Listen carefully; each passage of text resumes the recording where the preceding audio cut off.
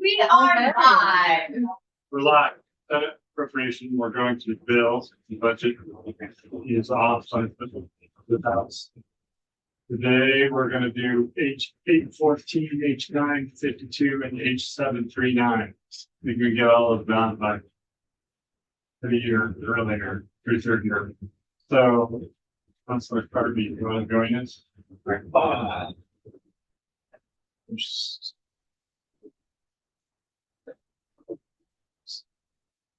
Assuming there isn't a lot of appropriations. It's just a. Yes. Jen Curry in the Office of Legislative Counsel.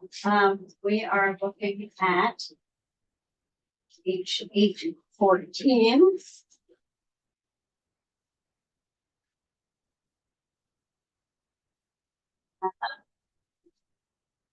Or you want to tell me how much you want to look at, or if you just want to know why it's in your committee. I mean, you can just tell us overall what it does. Okay. What's fiscal. So this is H14 is an act relating to neurological rights and the use of artificial intelligence technology in health and human services.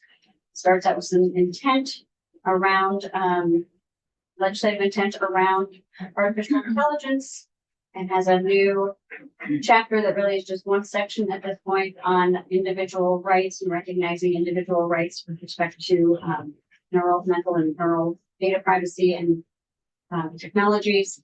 And then sections 3 and 4 are really the reason that the bill is here.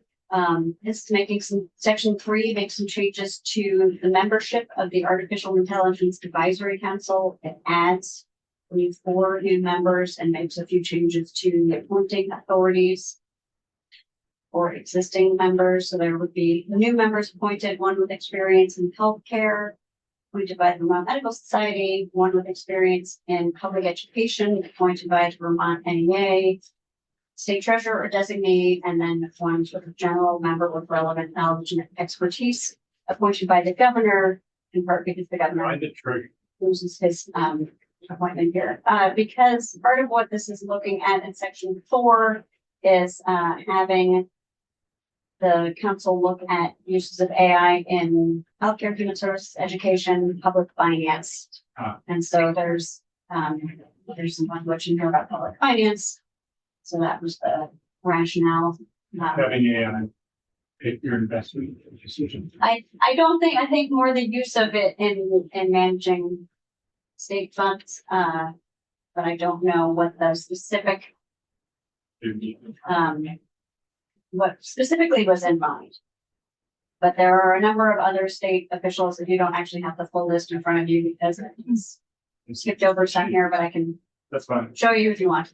So this would add 4 new members. It would also extend the lifetime of this advisory council, which is currently set to expire June 30th, 2027. This would push that out to 2030. And then it has the new council making, doing some review work, research work, and reporting back to the General Assembly next year on various uses of artificial intelligence and also protections that may be necessary. At looking at whether there should be a further delay or removal of the sunset.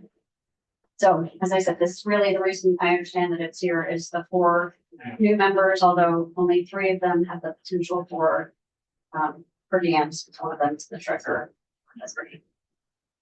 Yeah, Nolan's fiscal notes is no more than $1,800 per year, and this would come out of legislative budget. I don't believe so. I think maybe the Agency of Visual Services, that's what it's attached to. EDS, okay, yes, okay. My answer. Okay. Rather than balance, so that's EDS is also. Okay, yes, Senator Watson. Okay, so pretty much on this. I at least at one point thought I heard some news about federal prohibitions on the regulation of AI. Is that a thing? If it is a thing, I'm hoping that this does not. I don't think this bill affects that because it doesn't actually regulate AI at all. I know there were proposals or provisions in certain versions of federal legislation last summer that Mhm. would have limited states' abilities and states push back, particularly through NCSL. Don't know the status of those efforts at the moment, but at least this bill is not. Glad that it recognizes the individual has the right to freedom of thought. Version the novel. Neurological rights. Right. Wow. It's Some- fascinating what's going on right now. Well, Yeah. it's like, what does that mean? Quit. Freedom of thought. Freedom of thought. You're not And they have trying these to little change things on your head and collect all your data. Yeah. Rehab. What's that mean, Recommendations my and mind? It's looking more of what may be I mean, that's like, beginning to offer. So if you look at some of the, what else is in this. I mean, that's It like, does talk of, it's starting to get into, where technology is being already moving. That people have the right to be afforded protection from neurotechnological interventions of the mind and unauthorized access to or manipulation of an individual Interventions of the mind. brain activity. And I think the committee, and I know upstairs as well, heard from the Neuro Rights Foundation. There's a lot. This was for, Representative Sheena. Very knowledgeable, if you want to ask him. I mean, is that sort of like, is that sort of like attention hacking? Like the addictive nature of, I think it's, more around, there's some wearables that we're talking about that it can actually, wow, okay. Right. measure and perhaps manipulate. It's a great job, brains. you're right. It is amazing what's out there. We're making money off of edibles, we should make money off of wearables. Why not? Wearables. Wearable edible. Edible wearable. It can That can be be. some interventions of the Edible mind. wearable. I thought today's part of it was kind of an intervention. Okay, so enough jokes with that about that spell. Is there any other questions, comments, concerns? I have so many comments. Okay, so this could be made offline. Okay, I'll make them up then. Okay, so I'll entertain a motion to pass the bill I'll move it favorably, I assume. favorably. Better? You want to present the bills, Senator Watson, and you can add your comments. I don't think people want to hear. This one looks like it's worse. It's- Check my chip there. I mean, It's a good bill to say. I'm happy to, this, Not happening. Senator Baru, Yes. Senator Brennan, yes, Senator Lyons. Yep. Senator Norris. Yes, for that. Oh, yes. Ready. Senator Watson. yes. Senator Westman. Yeah. Senator Persley. Yes. Senator Bruce, I want to point out that yesterday you were here, the assistant clerk called the roll and he called your name and you weren't here. So, Yeah. This is, It's out of former committee. clerk, yes, you, I called it twice. It's out of my committee, so.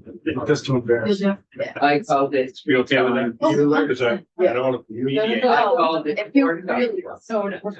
I'm only voting on the money for that too. duly noted. You Are want you in favor of technology? presented of the month? I haven't read enough, I have read enough actually. You know how you've seen the movies of the future where they have a plug Thank in? you. Yeah. That is kind of what it is, only it doesn't plug in, it just sits on your head. And it can, you know, we've been doing this for years. Turn, so we have our Measuring. staff at 9:52. Measuring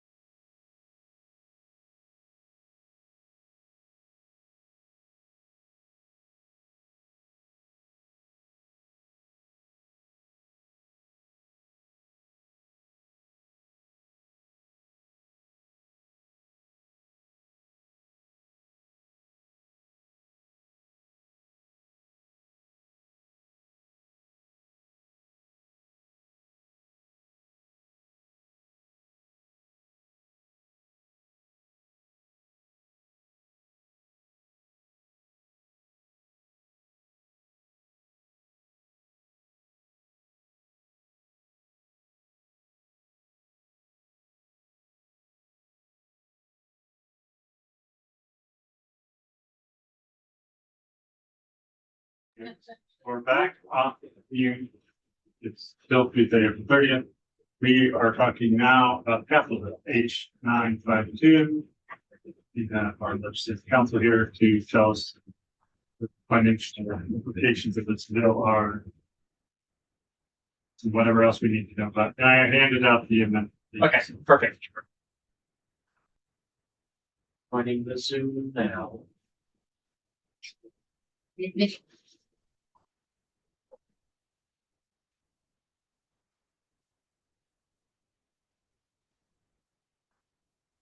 Okay. Yeah. Got some magic here. Yep. Maybe. Okay, the capital bill. So I don't know how in detail you guys want to go with this. I can try to be fairly high level. The thing I wanted to note is that what you see here is the as passed by House. So we can do this different ways, but because Senate institutions report, it's in the form of instances of amendment. It doesn't fully make sense without the underlying. But maybe I can just do this super quickly so you can see the House. So maybe the thing to really know is just the unique structure of the capital itself. You guys are familiar with budget adjustment acts in this room. But here, so this is the capital budget adjustment act. And it looks to last year's capital bill, goes in and amends particular sections to update. Section 1 of the capital bill sets out the amount of bonding that is authorized in the capital bill. I will note that there is a cash piece, as you guys are well familiar, because it's duplicated in the budget, and we've already talked about those pieces. So there's both cash and bonding. The capital bill is primarily bonding, and the figure that you see here is a biennium total. And I just wanted to flag for you in the House version, you see this 122 million. There's ways to add extra dollars to this. There's ways to claim some extra money in bonding. Historically, we've always operated within the CDAC recommendations. That's still the case here. CDAC recommendation is $100 million in bonding across the 2 years, but you can reclaim old dollars that have been authorized but unissued. And there also may be bond premiums, various sorts of things that increase this number. So just wanting to note that you're going to see a different figure in the Senate version because they reallocate some old bonded dollars and increase the bottom line of the bill. You have a set of bond funded project authorizations in the bill. Your section 2 authorizations speak to BGS. Most funds are routed through BGS, as you would expect, buildings and general services. But it's project specific to routing the funds. You can see a little piece here related to the State House entryway upgrades. Section 3 is AHS, and again, you can see it's routed through BGS, but you can see a pretty big increase here for HVAC system upgrades at correctional facilities. Your AHS piece, of course, includes GOC projects, right? So that's where you're going to see your correctional facilities updates. And you guys are well familiar, but just know that the underlying capital bill from last year has plenty of other provisions. They're just left intact in this act. Section 4, ACCP appropriations. You can see a bump of the roadside historic markers. Some pieces related to the veterans home. Do all these net out and when they make adjustments, do they have to? Exactly, always fit within the box. And that is basically the tax that's passed, as you guys also well know. Something unique in this section is, a lot of times you'll just see it's a set of line items, right? There's not really any text to read. Occasionally, there is some text that extends flexibility to move funds around projects. So while you see a discrete line item, if you have the flexibility to move across line items, then essentially you have a big bucket within a section, and that's what you're seeing here. You also see an additional 1.25 million for. So that's a pretty big laundry and washer, isn't there? Laundry in several weeks, $340,000. I think it is. This is. Yeah, this is a correctional facility, I think. No, This is that's what the I- veterans home, and they've been working on it for years, and it's a huge room. I think it's a basement. Yeah. Yeah, I think it was the food area first, and they're transitioning into laundry facilities. Section 10, clean water initiatives. This is always a portion of the capital bill. You're going to see structure the 10 million that was appropriated in last year's capital bill for FY27. So it's, FY26, FY27. This is not actually eliminating 10 million. It is just building out what 10 million is. And that's what you see next, right? So FY27, if you tallied up all of these figures here, we get a happy $10 million. Okay, judiciary, you see a bump, 1.7 million, for the new courthouse project. And then the piece, so that's the bonding sections of Phil. In the as passed by House version, the reallocations, this is part of how you increase that bottom line number that you saw in section 1. There are clawback provisions by law.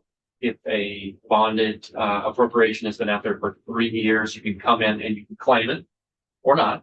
After 5 years, it's mandatory. So there are clawback provisions, and that's how it results in these reallocations. There's also a technical change here, truly technical, but because the capital bill, the cash fund is relatively new. Years ago, the exclusive language used was reallocate. With cash, we use the word revert. So that's why you see that reversion there. I'm not going to go through all these, but there are lots of reallocations. See if we can find. I can give you a funny one. So, the way that the reallocations work is you're checking to see if all of the funds have been spent from a particular account. And sometimes it's, there's just a little bit left over.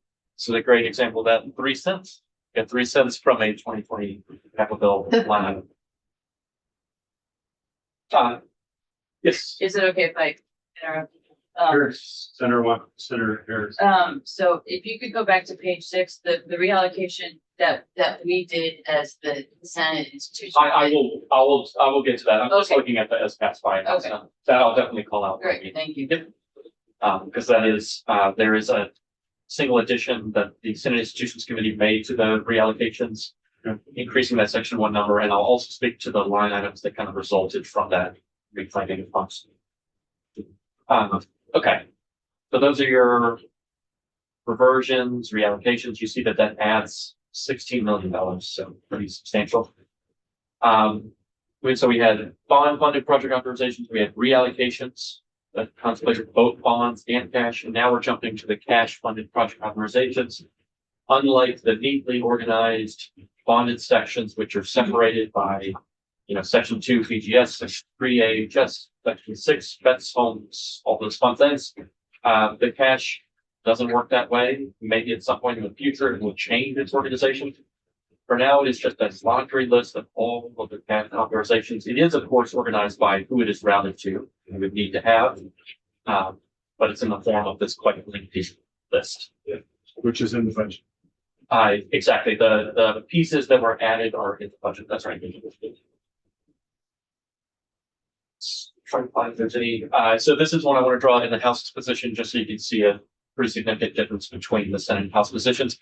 The House has $3 million for this DOC installation of Wi-Fi with ADS. You guys may recall from what went in the budget, that's at $250,000. And this particular line item as well for replacement, women's reentry and correctional facilities, $1.25 million. That's also shifted in the Senate construct. It's in part related to the reallocation.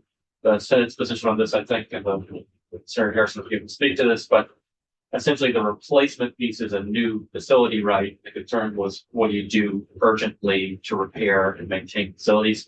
So that's why that particular line item shifts in the Senate construct.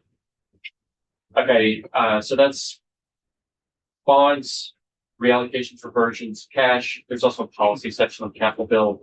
I'm not going to go into too much detail other than to say that sections 10 and 11, they came from DEC. They relate to loans that can go out for water systems, clean water systems. And these are advanced terms essentially available to a certain set of applicants. You can see, not to exceed 30 years, or you can see a lowest practical rates in the system, maintain the fund, not less than 0%. So you can get quite low interest rates. I'm going to come back up to the definition in just a second. I just want to show you what the terms here are.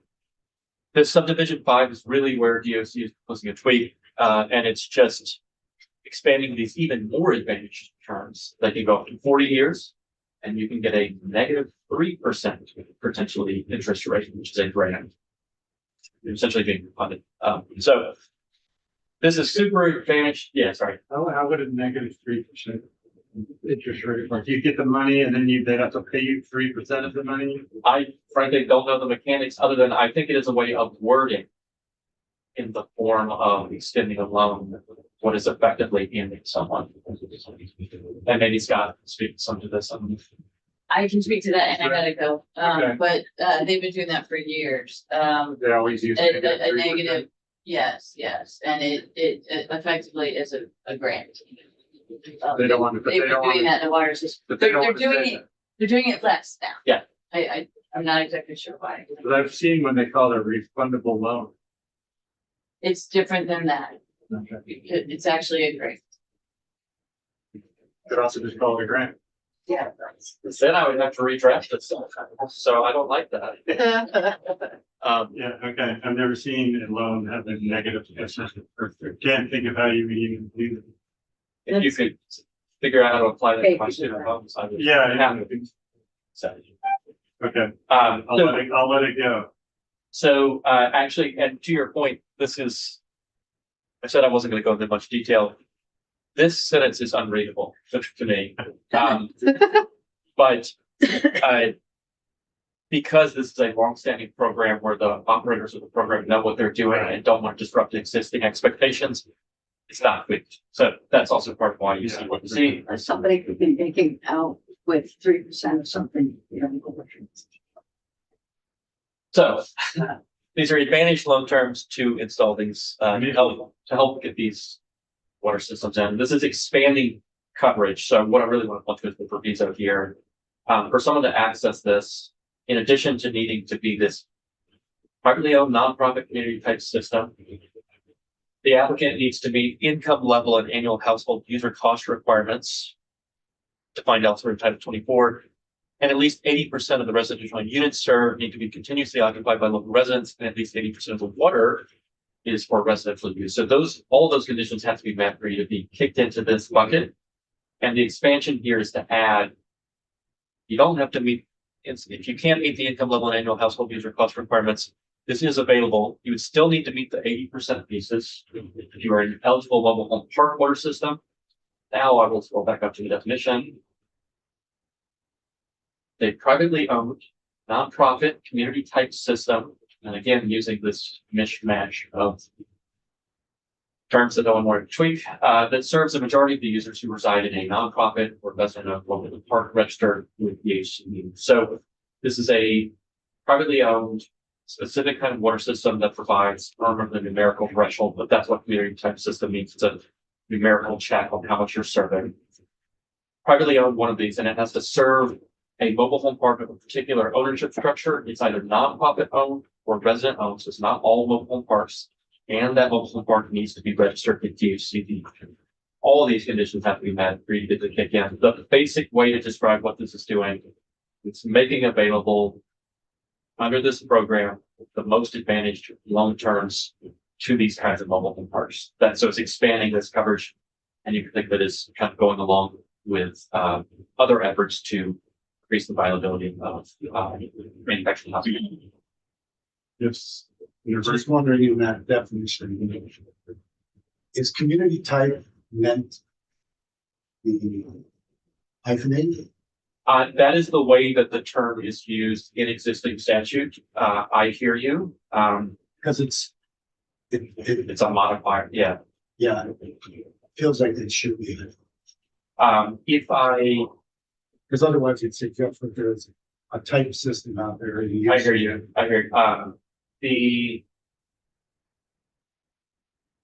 I was just expressing my frustration that I was not allowed to change the terms here. If we go back down, you see this here. Yeah. Existing law. They similarly use the privately owned nonprofit community type system. Yeah. Community type system, unhyphenated, is a defined term. Now, whether that's correct or not, I was trying to do the least disruptions possible to the existing section, but I hear In you. the statute, they say what a community type system. Exactly, that is a defined term. And there are And a lot of different types of systems out there. if you guys are really interested in this, I can try to pull up the subchapter and show you the definitions, but I would be well outside my bandwidth. See, for instance, say high fan risk and or nonprofit. That's because I got to choose that. That's why. That's a new term.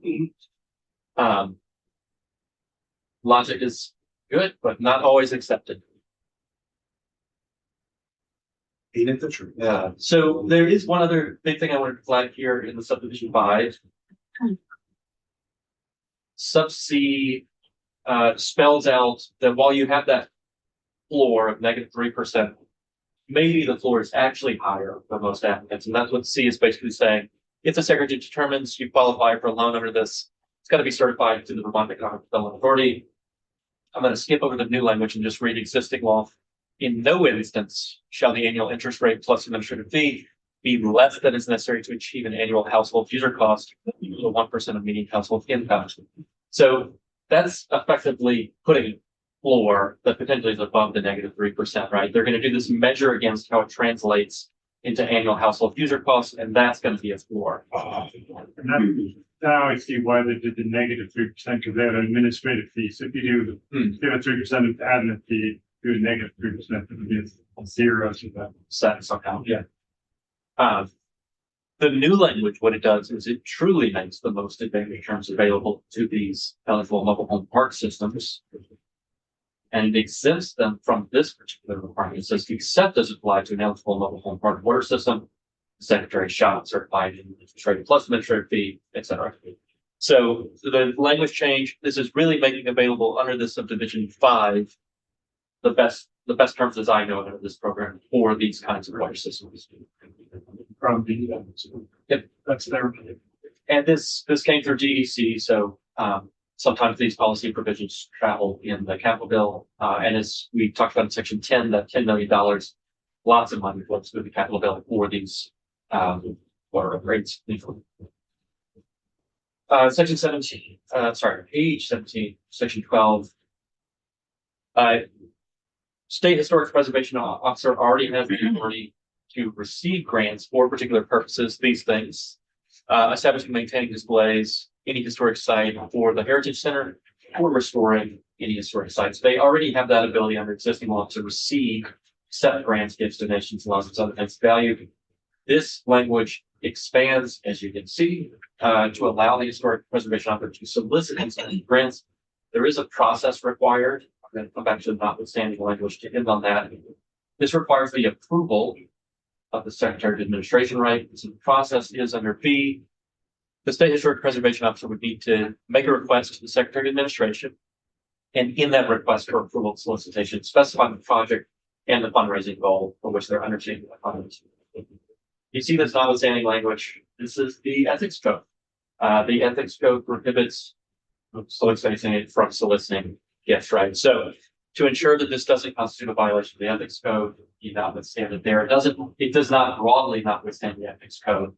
It's just this piece on solicitation, and it does not notwithstand it so that they can on their personal behalf solicit. It is exclusively for these purposes.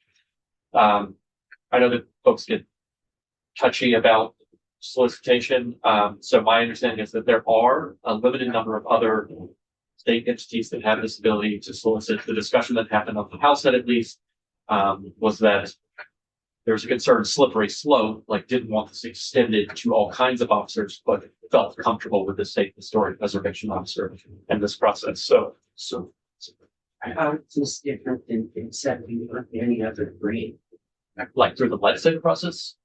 Well, no, the administration accepts grants all the time and it always goes through joint this one. Exactly. So that is a distinct process with statutory measures for, and it's under, I don't remember the call out, but there are specific things that require legislative approval, right, above a certain dollar figure and the like. So this is outside of that process. Yes, this is unrelated to that standard measure. This is for the State Historic Preservation Officer to pursue fundraising efforts, basically. This would not be routed through. Yeah, but why? I don't know why. Because we expect, joint fiscal accepts grants in many different forms. So I think that the State Historic Society are not state employees. Well, and the grants that they approve like from the federal government. Yes, but we do accept private Oh, grants. this is We the do, state but- preservation office. I'm just wondering how this is different. So maybe I can ask, Yeah. because there's something I know less about, but it sounds like, with JFC, have you seen approvals or gifts to the state historic preservation office? Okay, I can't remember historic preservation, but we do get gifts and grants all the time. for Every, For like for parts example, for Okay. land and stuff like that. then I may have spoken too quickly. This would not disrupt any existing process. If that is the track that state historic preservation officer gives under existing law, right, they already have the ability to accept these. If that is the process by which they're received, it will continue to be that way. If it's not, which is I think the question that you're asking, I don't know the I justification. just was wondering how it compares to the existing system and if this is an exception from that. Sure. It's just exerting the ethics code, not the JFO oversight. Yeah, but your question is about existing law, I think. It's Yeah. what is the current route for state historic preservation officer to receive gifts? Does it flow in this way? I'm afraid I don't know the answer to that, but these measures do not change anything about that process, but I think your question stands. What's that next, Eric? Section 13 is authority for the Commissioner of Forest, Parks and Recreation. It's time limited within FY 27 to enter into a long-term lease with the Vermont Huts Association for use of a structure at the Little River State Park and the land on which that structure is located. And then it sets out the conditions that the lease would need to meet before you could use that authority. And again, it's time limited to FY 27. You can see all the pieces here, including that a fee formula need to be specified. This is something I'll talk about in the Senate proposal. I realize I'm taking a lot of time. That's what you guys are into. You know, we're only need to know the financial part, but you could just, you don't have to give us the details on these sections. You can say this section does X. Yep. And that's Okay. Section 14 authorizes BGS to transfer a portion of a property to the town of Springfield. Again, if certain conditions are met, it would be used for economic development. And that would expire, as you can see in section 15. It would be repealed in July 1, 2030. So if they hadn't used it at that point, it would go away. And it's the repeal that you see in sub A is replacing existing authority for this same purpose. It's subbing out what the parcel is basically. Section 16, you guys have seen this already probably a million times. This is exactly what was in the budget related to getting that information on operating costs. Section 17 is tied to the $3 million appropriation that you saw for the installation of Wi-Fi in correctional facilities. This is just getting an off-session report. Effective passage. Okay, that is the House version. Senate will be quicker. In one, you see the bump to 123 million. That's from a reallocation that I'll speak to. In two, some money moved with major maintenance. The real thing I would call here is there's an expansion of this line item to encompass second floor fire escape design, and I'll bump to the money there. Okay, this is one I did want to note, the human services section. One, the boiler replacement is aligning, the Senate's position is aligning more closely with the government capital budget, totaling 1.7 million in addition to the cash that's provided. But the piece I really want to call out are 7 and 8. Recovery House Inc. You're just going to notice that this is a distinct kind of line item. This is a nonprofit. It's not like the others where you're going to a state facility. So this is something that there is precedent for doing this in the past, the Serenity House and the 2018 Capitol Bill, but just need to make sure that, you know, the way that the funds are delivered, it is routed through BGS, AHS. You need to grant these funds to that entity. It is for capital expenditures. So this is something we'll keep monitoring throughout the Conference Committee process. I just want to call out that as a distinct kind of line item, it's nonprofit. And then 8. Typically in the Capitol Bill, you see funds dedicated to replacement women's facilities, but it doesn't speak to the what to do urgently, maintenance, renovations. That's what the scope of this line item is changing for.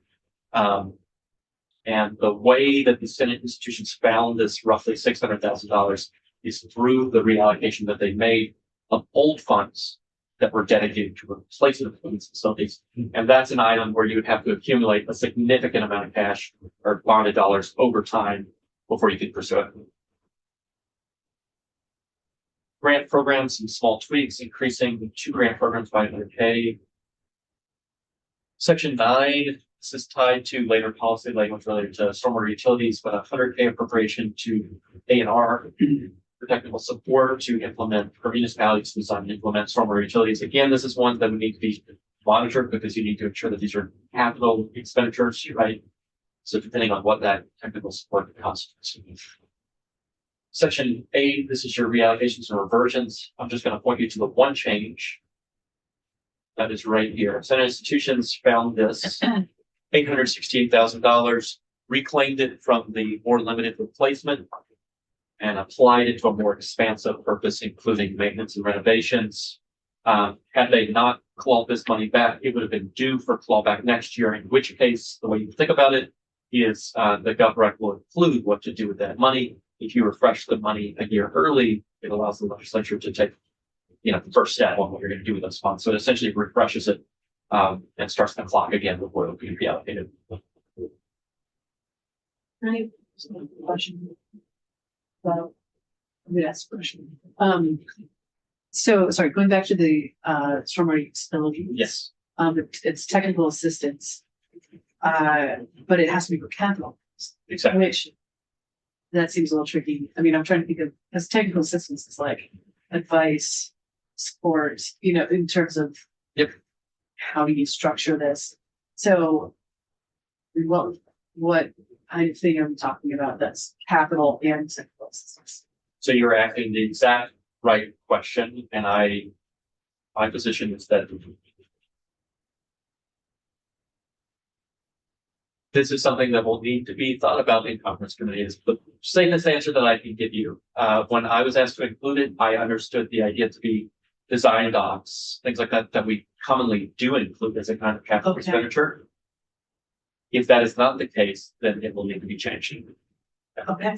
But it is designed, we do appropriate bonded dollars for things that are sort of part of the problem. So you see that with, well, I don't want to give you whiplash and scrolling down, but for instance, in the early state house entryway design docs are a portion of that. And that's something that we comfortably group in as a kind of capital expenditure. But to your point, if it's just, here's a list of names of people, that is not a capital expenditure, and agreed that would not be coverable with funding. I'm even thinking about like the software necessary, like Yeah. that might be a capital. Would you call software a capital expense? I don't know the answer off the top of my head. I wish that Senator Harrison was still in the room to Yeah. answer what her understanding of the Okay, intent was, But it's- because this originated through her vision for stormwater utilities. so regardless, it's a question that needs to be resolved. Exactly. This, like the Recovery House Inc., ensuring that there's a safe path of funds. Those are the two main things I wanted to flag in my walkthrough, just to ensure people are aware and just know that on the conference committee, they will be actively talked about. So, Okay. okay.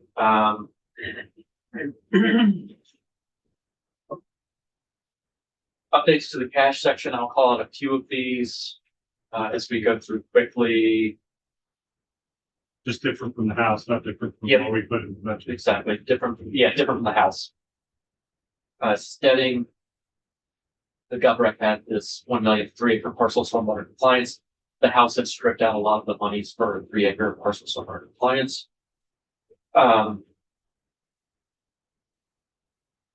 Let's see. They bumped up the door control upgrades. This did show up in the budget, 2.7 million, pretty dramatic upgrade there. They moved bonded dollars to cash for these sprinkler system upgrades, but maintained the same exact amount. So just shifted the formula the dollars by then. The maintenance and renovations, this is a revision of the line item that it's in those replacement limits facilities. It's in line with all the other pieces we talked about. Talked earlier about the biggest thing I wanted to know, which is this, the DOC installation of Wi-Fi in correctional facilities. had been at 3 million, dropped down to 250K. Again, that's in you guys' budget. That's the cash factor. Minor thing here, I say minor. I talked about the section that authorized the Commissioner of Forest Parks and Recs to enter into leases. That has been struck and replaced with negotiate. Just going to note that they already have this authority, whether you give it to them or not. So the language is technically, the section is now technically superfluous, but this is what the committee wanted to do.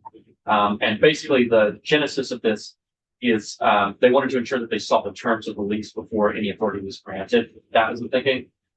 Practically, what I would offer is in making this small word change, which from my perspective produces a superfluous section, what they've really done is preserved this section for conference committee so that they have more time to consider the conditions of the lease. And if they wanted to add something to those conditions, they could drop it in then. So practically, that's the justification for the change here, rather than something I could describe in terms of its legal effect.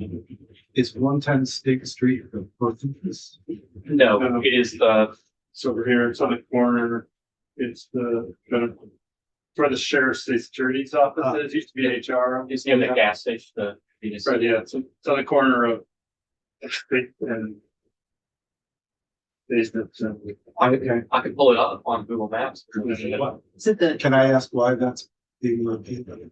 So that is a good question also. My understanding is nothing is really happening with this property in the first instance because it's subject to ongoing discussions with FEMA. And I think that if I recall correctly, BGS's position was they would like to maintain the authority, but had no intent to use it because there's not much you can do with it. I think it would be a question for the institutions committee as to why they prefer that it be removed. But in any event, you know, the restrictions from FEMA are going to disrupt the process anyway. So practically, I don't know that there's a meaningful effect, except that if there comes time when you could dispose of it, BGS would need to come in and ask for the ability, right? Instead of just having it on hand. It comes with no parking.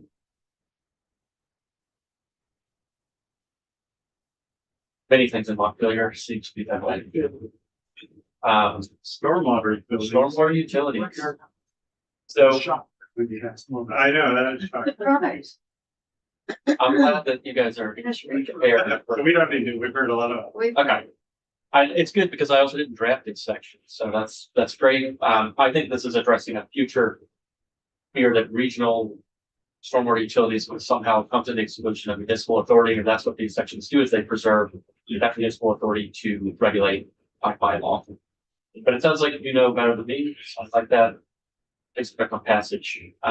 That is the screen share that I have. I can also speak to the amendment in front of you, but I don't know what procedure you I'm not anticipating any questions with that. A lot of that stuff that pertains to us, we've already seen and put in the budget.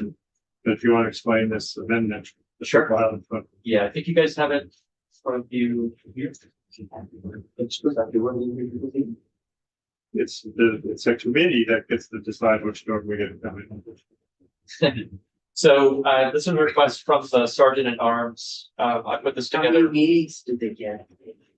in this meeting. one, They did, They're subject to whatever they at a regularly scheduled joint legislative management committee meeting. So at a right, schedule. This is a request from the Sergeant at Arms. Meet all summer. If you make it, it's. Start up in January. you want to be on this committee? No, I can't be, I'm not the chair of those committees. But we can get Charlie. You could get on joint legislative management. So if I understanding that there was this special committee. Yes, And that's what I was it's going to. sunset it, now we're allowing it, we're reconstituting it, so I continue to talk about. That's a good way to think about it. The 2023 capital bill had a very similar measure, the exact same composition of the committee. It was authorized to meet to review, approve, or recommend alterations to, and it was a more expanded purpose. It was something that was contracted with, and I screw up the consultant's name, but Franklin. Yeah. Yeah, you know, Allen's free. something like that. So, All three. All three. so that existed in the 2023 capital bill, same constitution of the special committee that you see here, and they were authorized to meet on a more expanded purpose, general space expansion for the State House. This is narrower. This is just related to that entryway design. So same committee, the same language has been used before, but it's for review, approval, recommend operations to the entryway design. Again, subject to the same, it's at a regularly scheduled joint legislative meeting, and they would be entitled to per diem and expenses. Pretty simple. It's an old committee that existed, and you're basically reconstituting it for this limited purpose. And it just didn't make it through in Senate institution, so the request came here. And I did talk to Senator Harrison. She said she was gonna do it in her committee, but slipped through the cracks and just asked us to add it. So moved. Okay, so I'll take that, the motion to pass the bill and you got it. So move. Is that what you said? That is exactly. Did you say that? Oh, all right.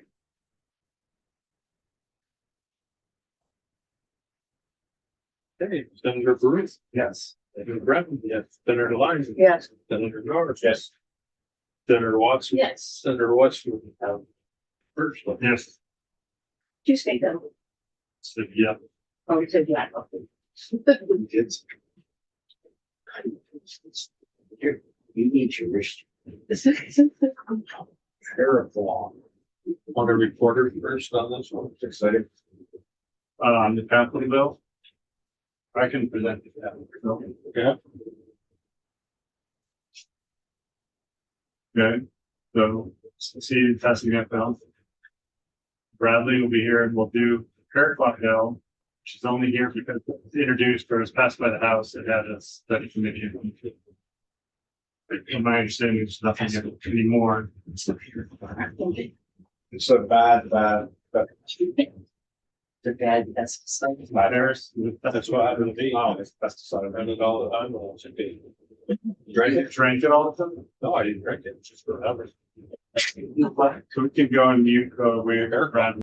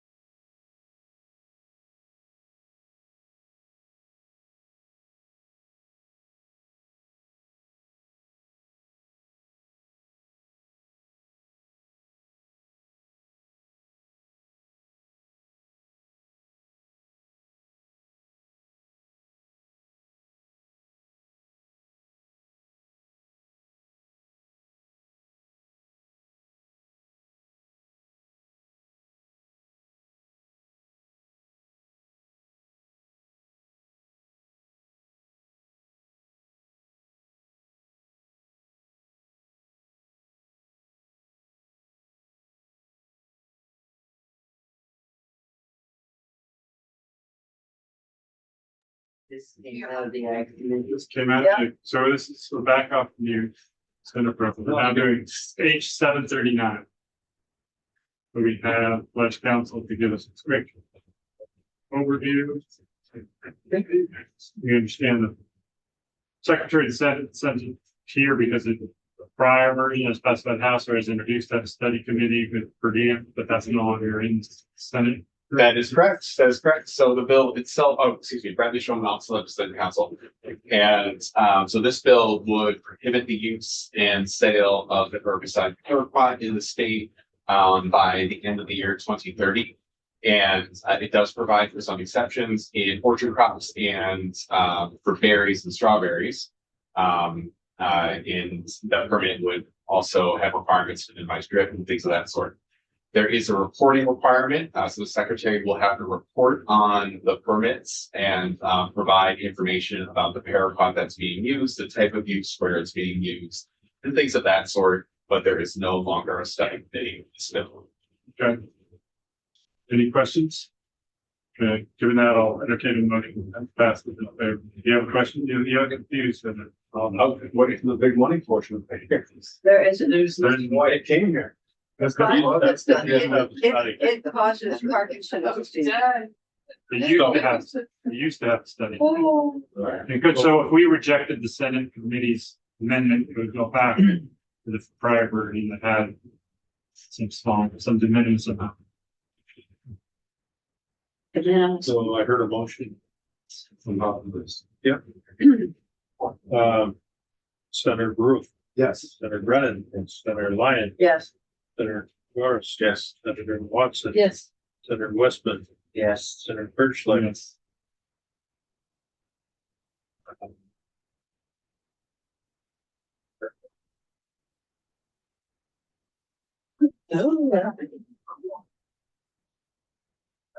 I hate miracle.